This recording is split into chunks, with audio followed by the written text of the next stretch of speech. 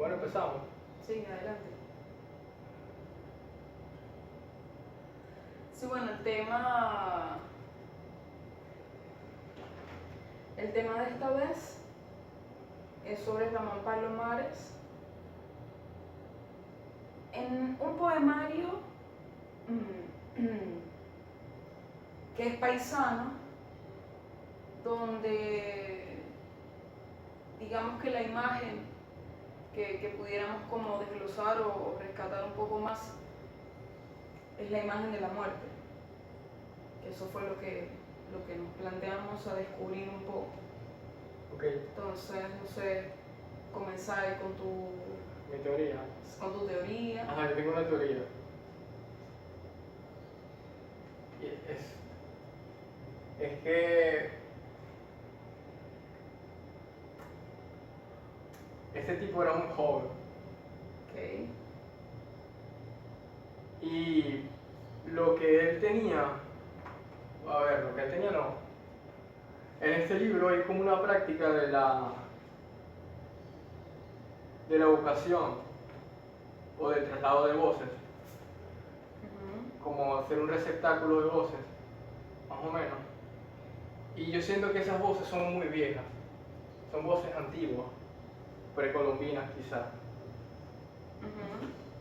Y nada, que fundamentalmente, me estoy extendiendo ya, nada, que fundamentalmente es como en el lenguaje, lo que yo encuentro en paisano, es el traslado de voces, pero también es un traslado de época, de la Venezuela del campo a una Venezuela moderna, pero no en el paisaje, como hicieron otros, sino en el lenguaje, en la oralidad, en la entonación, en la pronunciación, en las palabras y sobre todo en el imaginario. Porque lo que yo encuentro en paisano es una imaginería andina, antigua, de montaña. Y es una ingenuidad y una inocencia ante el mundo. Y que Paisano se publica, según esta antología, en el 64. Palomares nace en el 35. Lo escribiría o lo publicaría como a los 30 años, 29 años. A los 29. Sí, desde luego. El tono en la poesía de Palomares tiene que ver fundamentalmente con la voz poética que se enlaza con otras voces, con la voz exterior, ¿no? Lo que le rodea a Palomares precisamente. Y pudiera tratarse entonces de un trabajo o la manifestación de un problema lingüístico, quizá. Okay. Poemas en paisano como Ismael, por ejemplo, con respecto a lo que dices de la imaginería. Claro. Ismael en la corte malandra Es el santo de los malandros.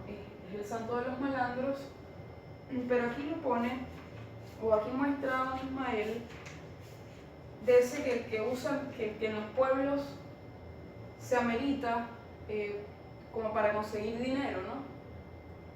El santo de la fortuna, entonces. El santo de la fortuna, por así decir, que en los precolombinos vemos, en la poesía precolombina, observamos también eso, un poema, un canto hacia algo que atrae fortuna o que atrae el inicio de ello. O sea que ellos siempre estaban para que pendientes salga el sol. de la prosperidad, ¿no? La prosperidad. Ajá. Como, o mejor dicho, de lo fértil como símbolo de la prosperidad. Eso mismo, que es con la tierra, el entorno. Exacto. Eso. Entonces, y más en este poema Ismael, pudiera tratarse incluso de una invocación, como lo harían los precolombinos, de una forma, para invocar la lluvia. Palomares dice, a ver, te vamos a dar el descanso, te vamos a dar la rosa que lleves al cielo, estrujaremos toda la tierra, Ismael, romperemos la casa y la huerta y los potreros, Ismael. A ver, Ismael, decinos, ¿dónde está antes que llegue la mañanita? Y eso que pregunta, ¿dónde está? Son los cobres. Aquí dice, ¿dónde están los cobritos? ¿Dónde está la bolsita de moneda que nos vamos a conseguir? La buena suerte. La buena suerte. Por un lado eso. Y con respecto al tema de la imaginería, del imaginario, los poemas como Los Cazadores, el poema como Los Cazadores, que habla sobre los cazadores precisamente, las personas que salen en la madrugada a buscar la comida, Exacto. ¿no? Por medio de la caza. Eso también pudiera ser un enlace hacia la poesía precolombina.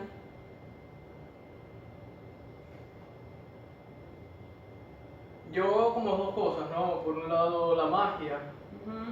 La magia en el sentido de la magia en la palabra, de una fe en la palabra, de la palabra creadora, o de la palabra como, sí, como posibilidad de creación, de afirmación. Decís árbol y el árbol existe, y nombráis un pueblo y este pueblo existe, a partir de esa palabra. Con lo de los cazadores y esto, me recuerda mucho a la Geórgica de Virgilio, que es como un manual para vivir en el campo, pero también es un canto al campo, a la vida agraria.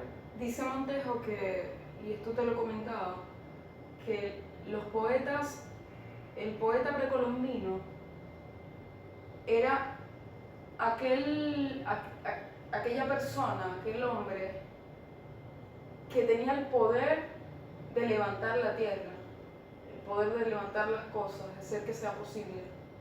Claro, el poeta órfico. Sí. Y quizá más que eso es eso de la magia, ¿no? La magia, ajá.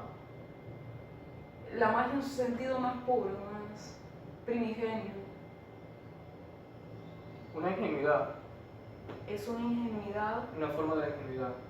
una forma de ingenuidad y que nos remite a nuestra ingenuidad. Exacto. Precisamente ese era el segundo punto. Uno era la magia y el otro era el tema de la aldea, Ajá. del campo. Ajá.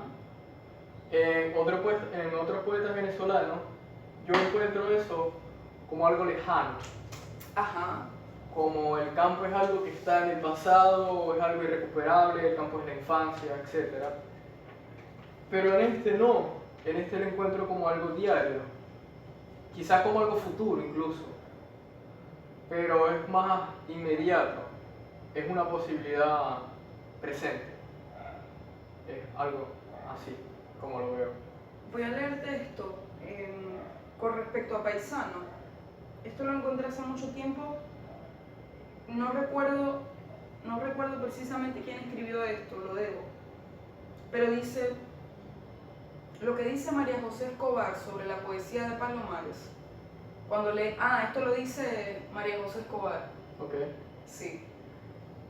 Cuando leí Paisano, entendí desde el comienzo que la palabra de Palomares es plegaria y como tal leí en voz alta. Ninguno en la literatura venezolana ha logrado cantar la naturaleza toda como él.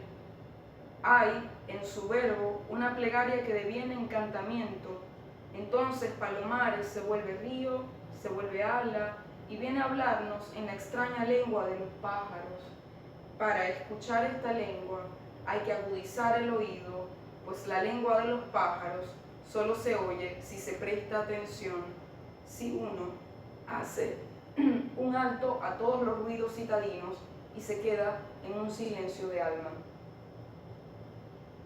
Exalta lo tradicional y lo convierte en poesía.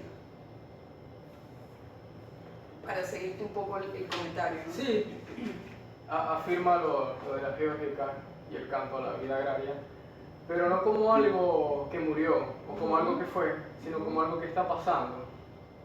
Y claro, Estas voces, aunque sean voces antiguas, son voces que están vivas.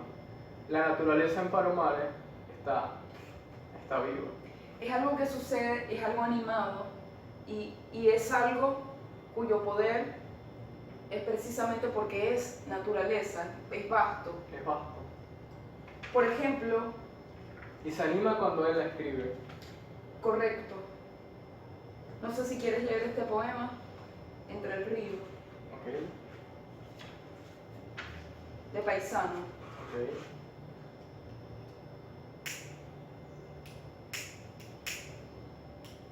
Entre el río. Voy a entrar en un río. Me quito la ropa y entro y le abro la puerta. Y miro adentro de su casa y voy a estar sentado en las sillas negras y en los espejos. Cuando hable escucho qué dice y qué quiere y cómo manda a todos y dice que se va a remolinear. Y veré cuando sus patas empiecen a despedazar la ladera. Tomaré agua de su corazón y beberé su cuello. Y haré gárgaras y escupiré adentro y en los pedazos de oro. Y de ojos le pondré unos gatos y veré qué vestido se pone y cómo hace para correr. Y si está durmiendo le escarbaré a ver qué sueña. Yo vi que come el río, vi su mesa y tenía platos como guayabas podridas y ganado muertos y casas y todas las siembras que se llevó. Y un hilo verde, muy verde como un ángel. Me estuve sentado viendo un gran campo que estaba debajo y allí cantan todos y se ponían morados hasta que os oyó una voz purísima y salieron iglesias y calles de las nubes y todos corrieron y comenzó el río a decir que se iba a morir. Bueno, ahí está, ¿no? Eso, fundamentalmente eso. Y es esta imagen de, en este caso, el río como una fuerza, una cosa que existe y dice, y se lleva, y come, que existe, habita con él. Yo veo en este poema, vos subrayaste 3 líneas antes de lo que yo subrayé. Ok. Lo que yo subrayé fue donde decía un hilo muy verde como un ángel. Es una nueva retórica y una nueva simbología, Vale. fresca además, porque siempre se le da al río la imagen del tiempo o la noción del tiempo. De lo que pasa, lo que... Pero aquí el río no es eso, aquí el río es el cuerpo hacia Ajá. adentro. Ajá. Estoy por creer que el ángel, ese hilo muy verde, es el alma. Y lo demás es todo el símbolo de lo que está afuera. Desde luego que en paisaje, en Palomares, hay imágenes recurrentes, ¿no? Sobre todo por las palabras. Sí, sí. Y tiene que ver, nunca, o sea, no sale de esa imagen que es el todo con respecto a la naturaleza. Y la naturaleza puede ser una metáfora incluso de la muerte, Claro. de la misma muerte. Su proceso, las estaciones, el lenguaje, por ejemplo, del árbol, cuando va diciendo que envejece o cuando ya echa fruto. Y eso indudablemente también es el tiempo, Claro. que no se separa de la muerte. Y así vemos. Claro, porque es la representación de un ciclo Ujú, y bueno, por lo tanto es un proceso, ujú. un paso a paso.